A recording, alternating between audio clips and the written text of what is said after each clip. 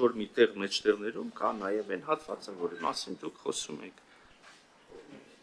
Շնորհակալություն, Տիկին Վարդանյան, համեցեք 2 րոպե։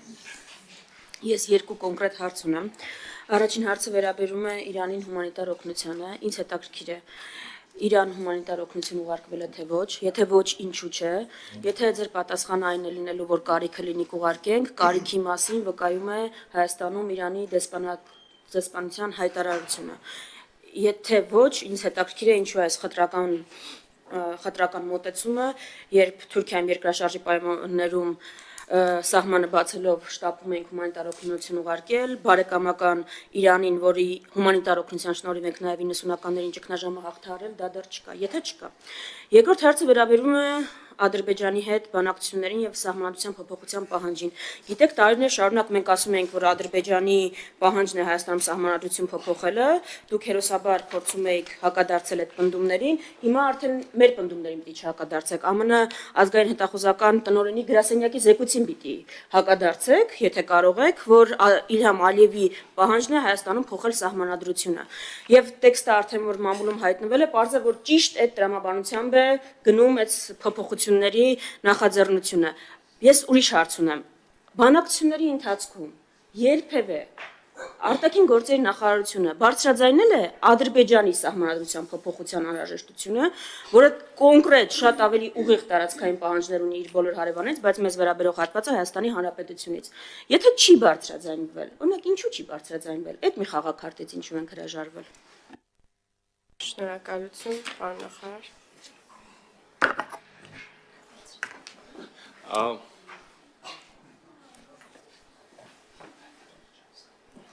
Տիկին Վարդանյան,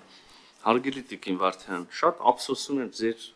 ժամանակը, որտեղ հիմա մի ամբողջ ելույթներ եւ փաստարկներ կառուցեցիք եւ հետո հարց ուղեցիք դրանց հիման վրա, մինչդեռ 2 հարցի պատասխանն է շատ հստակ, այս ափսոսում եմ ձեր ժամանակը, որ ասում եք, որ Հայաստանը բարեկամ Իրանին հումանիտար օգնություն չի ուղարկել, իսկ այն Թուրքիային ուղարկել է, ուզում եմ ձեզ տեղեկացնել, Հայաստանի Հանրապետությունը հումանիտար օգնություն է ուղարկել Իրանի Իսլամական Հանրապետությանը հիմնականում դեղորայքի տեսքով։ Եվ այլ կերպ լինել չէ կարող, ես քիչ առաջ խոսում եի, թե ինչքան կարևոր են եւ ընդհանրապես ոչ միայն այս պահին, դարավոր եւ հազարամյակներով նույնիսկ պետություններից անդին երկու երկրների երկու ժողովուրդները իրար այդպեսի անհրաժեշտություն չենք տեսել շեփորահարելու, բայց որ հարցնում եք նաև պատասխանում եմ։ Երկրորդը սահմանադրության մասին։ Ուրեմն նայեք, Հայաստանի Հանրապետությունը եւ բանակցությունների ընթացքում փակ դռների հետևում եւ նաեւ հանրային հրապարակային մի շարք առիթներով ասել է, որ Հայաստանի Հանրապետության սահմանության մեջ Ադրբեջանի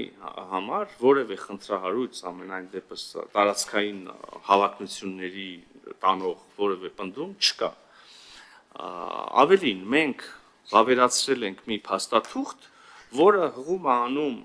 եւ դա սահմանադրական դատանի եզրակացությամբ, որը հղում է անում Ալմաթային, որը բացառում է տարածքային հավակնությունը իրար նկատմամբ։ Հետևաբար մեր սահմանադրական դատանը, որը իդեպ միակ մարմինն է աշխարհում, որը ուղղակի իրավասություն ունի մեկնաբանել մեր սահմանադրությունը, հանդես է եկել պաշտոնական եզրակացությամբ, որ մեր սահմանադրության մեջ այդպիսի խնդիր չկա։ Միևնույն ժամանակ մենք ասել ենք նաև, որ եթե քաղաքական լավ իրավական ձևակերպներից անդին, այնուամենայնիվ քաղաքական կամ որևէ այլ տեսակի կողմնակի այդպիսի տարածքային հավակնությունների տանող կամ այդպիսի եզրահանգում անող բան տեսնում է որևէ մեկը, ապա հավասարապես եւ գուցե ավելին այդպիսի բան կարող է տեսնել Ադրբեջանի սահմանադրության մեջ, եւ սա կրկին ասում եմ, եւ հրապարակային ենք ասել եւ նաեւ բանակցությունների ընթացքում։ Բայց ուզում եմ նաեւ մի դիտարկման ձեր անդրադառնալ Ադրբեջանի նախագահը պահանջում է վերջին հանդիպումը, ես չգիտեմ հիմա ինչքանով է կոռեկտ օրինակ, որ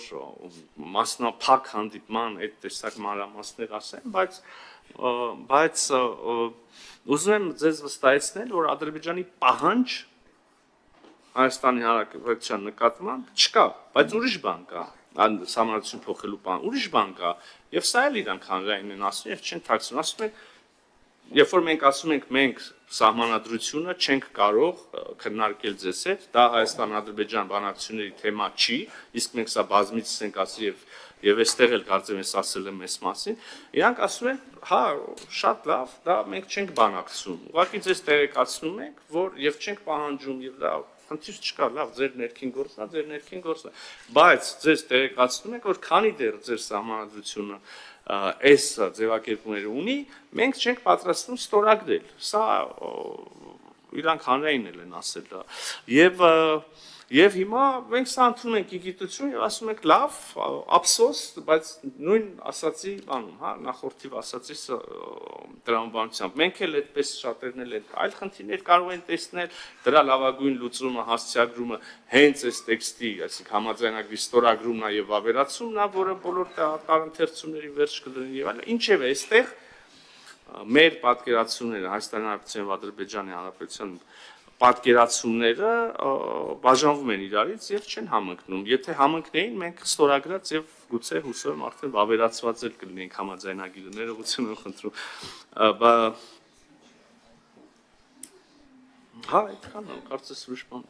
Մի շուրջ նրբերանգել կա, ուզում եի անդրադառնալ։ Կհիշեք, համեցեք Տիկին Վարդանյան 2 րոպե։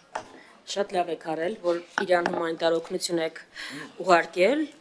ապրեք, լավ կլիներ հրապարականեցնեք, հարցը չէր առաջանա արդեն։ Հարգելի լրագրողներ, ուշադրություն դարձրեք, ընդդիմությունը գնահատում է կարող։ Հա, պետք է անել եւ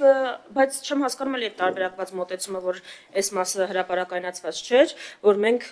այսինքն այդ հարցը առաջացել էր եւ այսպես հարց ու պատասխանին բարձվեց, բայց ինչևէ լավ է։ Ձեր պատասխանը ավելի վատացրեց, ճիշտ ասած, իմ կարծիքով ձեր իրավիճակը, որովհետեւ գիտեք արդյունքում ինչ ստացվեց։ Ասում եք մենք բանակցություններին բարձրացրել ենք Ադրբեջանի սահմանադրության փոփոխության հարցը, ու չոր փաստը է նա, որ սահմանադրության փոփոխության գործընթաց այնպես ինչպես Ալիևն է պատկերացնում, կամ մենակ մեր երկրում։ Եթե բարձրացրել եք ու արդյունքը էսա, ես չգիտեմ,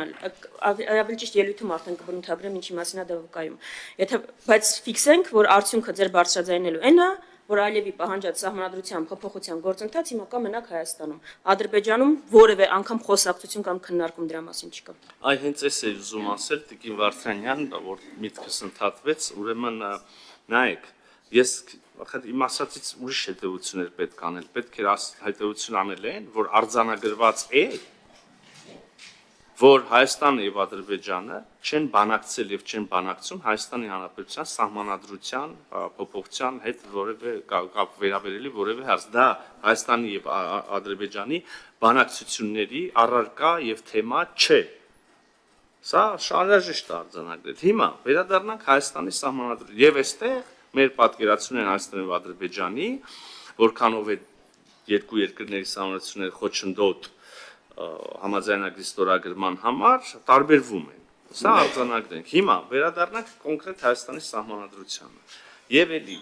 մենք Հայաստանի Հանրապետությունում նոր սահմանադրություն ընդունելու կամ սահմանադրական փոփոխություններ անելու անհրաժեշտության մասին խոսել ենք 2018 թվականի ժողովրդավարական հեղափոխությունից գրեթե անմիջապես հետո։ Դա մեր օրակարգն է, հիշում եք, կար ձևավորվել է հանձնաժողով, որը աշխատանքները դանդաղեցին կամ նույնիսկ ինչ-որ առումով քաղաքական առումով երկրորդ պլան մղվեցին COVID-ի համաճարակի, այնուհետև պատերազմի, այնուհետև դրանից բխած Հայաստանի Հանրապետության էական լուրջ ներքաղաքական ճգնաժամի, որը իր հերթին հանգեցրեց արտահերթ խորհրդարանական ընտրություններ եւ այդտեղ ձեր կողմից բանի եւ ձեր կողմնակիցների կողմից փողոցներում իմ եւ իմ ընկերների ուրեմն բանի սպանության տեսարաններ բեմադրելու եւ դրան հաջորդած բազմաթիվ իմ դեպքում ոչ միայն ներողություն սպանության տեսարաններ, բայց իմ մասնակցությամբ սպանության տեսարաններ բանանելու փորձը այդ բոլոր բաները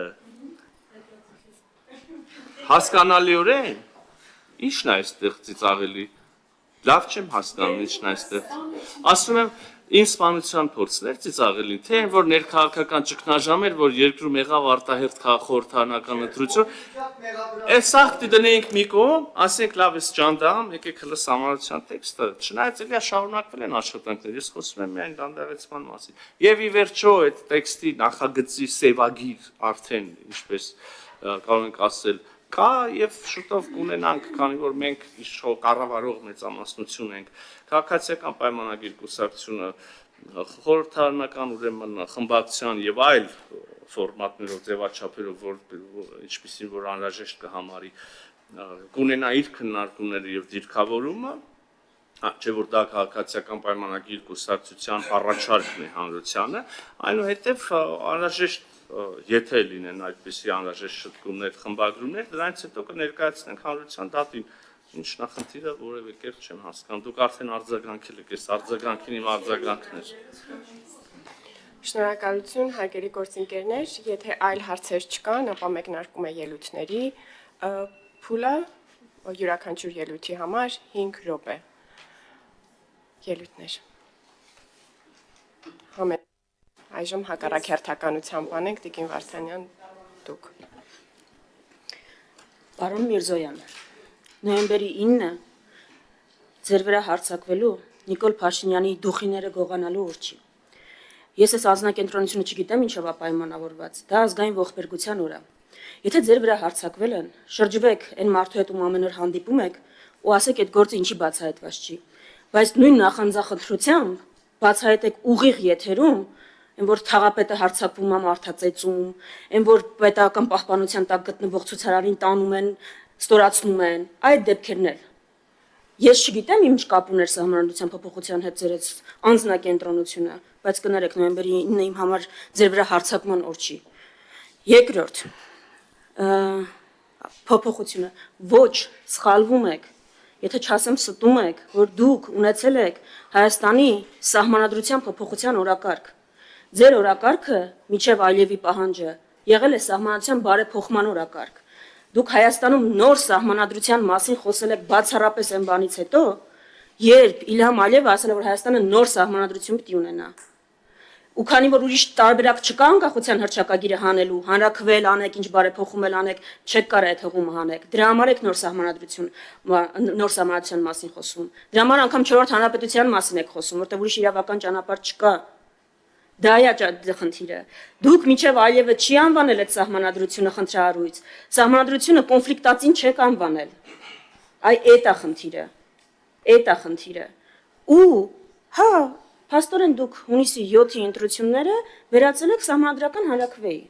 Ալիևի Սահմանադրությանը այո կամ ոչ ասելու։ Այդ թուղթ, այսինքն որ ասում եք չէ, դե Ալիևի պահանջը չի։ Ես անգամ ամերիկյան հետախուզական ծառայության հողում չեմ անի։ Դուք ինձ կարաք բացատրեք, ո՞նց է ձեզ ստացվում, որ ձեր կամքով ինչ անում եք, վերջը դուրս է գալիս այն, ինչ Ալիևը ուզում է ձեզնից։ Ավելի վատ, եթե Ալիևը ձեզնից չի պահանջում ու անում եք, գիտեք։ Շատ ավելի վատ։ Ես անգամ չգիտեմ Ցեղասպանության թանգարան ինստիտուտի տնօրենին ձեզնից պահանջել են, որ հեռացնեք, թե ձեր կամքով է կարևոր դուր գաք։ Շատ վատ է, մեկից վատ տարբերակներ են։ Եթե պահանջել են արել եք, շատ վատ է, նշանակում է պահանջները այդ մակարդակի են հասել։ Եթե չեն պահանջել, դուք դա արել եք, այդ սարսափելի է։ Իսկ ես Արցախահայերի նկատմամբ այս պետական մակարդակով ատելություն ու պահանջով եք տարածում։ Երբ որ երկրի վարչապետը Արցախահայ կնոջը ասում է փախել եք, այդ ձեզնից պահանջում են որ անեք, թե առանց պահանջել են անում, առանց պահանջել եք անում։ Ձեր խոսույթը այսինքն խոսույթը չի տարբերվում Ալիևից, վերջնարդյունքը գործողությունները այն ինչ Ալիևը պատկերացնում է։ Դե դուք որոշեք, այդ մեկը մեկից վատ է, դա ձեր կամքով եք անում, թե անում եք ոչ ձեր կամքով։ Չգիտեմ էլ որն ավելի վատ։ Մնացածը ավելի մանրամասն արտաքին քաղաքականության մասին արդեն արժե լիագումար նիստերում կքննարկենք։ Շնորհակալություն, այլ ելույթներ։ Համեցեք, պարոն Մանուկյան։